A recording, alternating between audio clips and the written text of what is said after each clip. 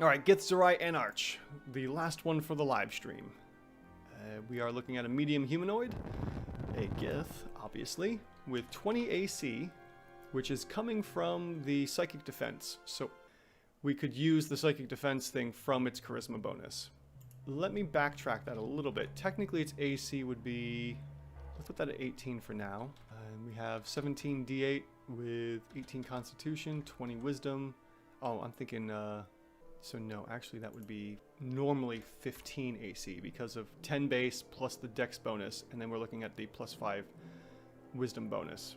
So we'll come over here and add in the psychic defense, be right here, giving our Githzerai the +5 AC bonus, and then that will bump it up from the 15 to the 20 like we're expecting.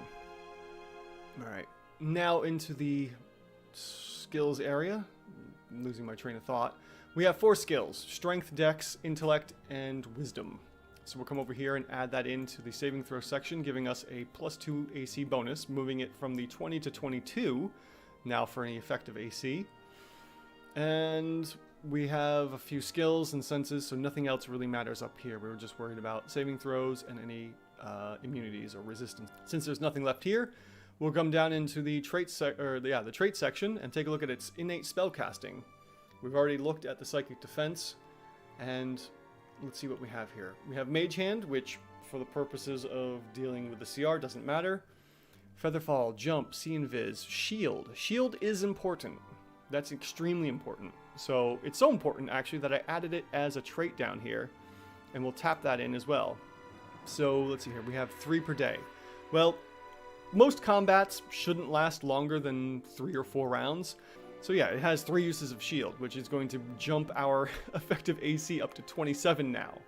Alright, then we have Globe of Invulnerability, Plane Shift, Teleportation, and Wall of Force. Wall of Force is going to be the important one, I'm sure. Globe of Invulnerability I don't believe will do anything. The Wall of Force would be great to help, escape or keep people locked in. But beyond that, there's not really much else going on.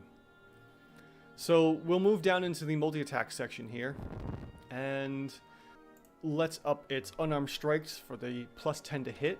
So the attack bonus will be a +10, and then we will look at the multi-attacks. Alright, so its unarmed strike is only going to be 14 damage plus 18 psychic damage, and then it can do 3 of these for its multi-attack. Okay, so multi-attack times 3. And then let's take a look at the legendary actions, which it can do. So, first off, we have Strike.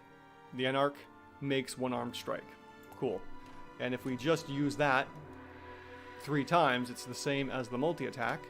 So we'll go and do that. So we're looking at a lot of damage already, if we're just doing straight strikes all the time. Teleportation. The Anarch can magically teleport, which could be handy, but it's kind of iffy about whether or not the teleport does add any kind of an AC bonus.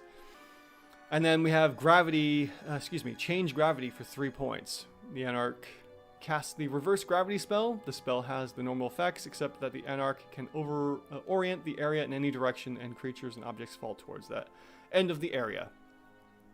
Good combo with, I think, Wall of Force, or whatever spell that is. But for purposes here, it's only going to be fall damage, and unless you can guarantee, 20d6 points worth of fall damage, it looks like everything is going to be based off of the multi-attack and the legendary actions here. So let's throw that in and see what we get here. So we're just simply going to say this times 2 times 3 for a total of 192 points of damage.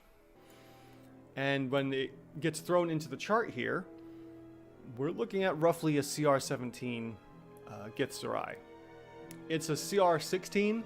It's only underrated by one step, and really isn't that terrible. That's pretty close as far as I'm concerned. Maybe there's something a little off here. I don't know what I would have done or what I did differently, except maybe the shield. If we take shield off, let's see how that modifies the monster a bit. Yeah, okay, so that's the difference. Shield was the difference here. If the Anarch isn't using shield, which I always recommend using shield, it's exactly a CR16, like it's printed. But if you do need to use shield, we're looking at CR17. So when the shields run out, this is exactly as printed, but otherwise, technically for the first 3 rounds of combat, we're looking at a slightly underrated Githzerai. That one was fun.